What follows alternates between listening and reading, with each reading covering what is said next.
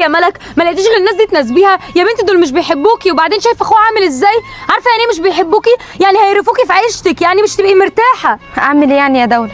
هو اللي دخل حياتي فجأة وفضل يقرب مني لغاية لما علقني بيه. مستعده تتجوزيني ونسافر بره ونعيش براحتنا؟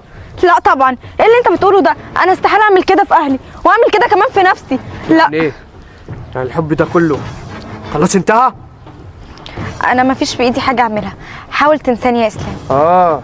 يبقى هي دي اللي كلت دماغك ولا ايه؟ كلت دماغها في ايه؟ انت مش خايف عليها؟ يعني انت عايز تاخدها وتهرب بدل ما تواجه وتحل المشكله؟ اهلك مش بيحبوها. طب بص يا ملك، ده اخر كلامي، وفكري ورد عليا. انت اكيد مش هتعملي كده، اكيد مش هتمشي وتسيبي مكانك وتسيبي حياتك عشانه يعني. حاضر حاضر يا اختي. اقفل الموضوع ده وما تفتحوش تاني. انا شايف ان انت مكبر الموضوع قوي الصراحه، وفيها ايه يعني ما يحبها؟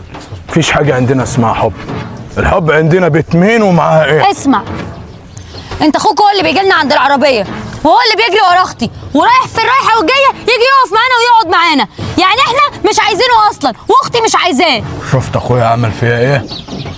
خلاها تيجي توقف قدامي وتشوح في وشي. شفت كبارات البلد مين جاي لحد بيوتهم؟ انا حبيت اعرفك بس ان اخوك هو اللي عمال بيلف ويدور على اختي مش احنا، فابعده هو. كتر كلام ما بحبش. انا قلت لاختك تنبيه وقلت قد كلمة وقفوا بعدي. انتوا اللي عايزين تبهدلوا اكل عيشكم.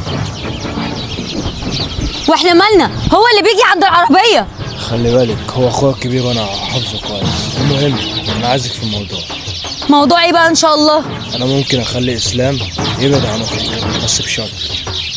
ايه هو الشرط؟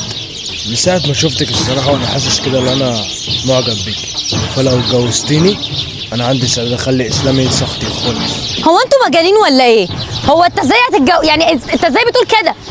انا مش لا فاهمه. عندي قلت وخلاص، فكري فيها كويس وبعد كده بكلمني. يعني واحد عايز يتجوز اختي والتاني عايز يتجوزني، واخوكوا ده ايه يعني؟ انا مش فاهمه.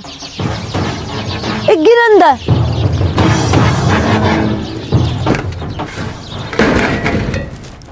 جيت لك وحذرتك وما سمعتش الكلام.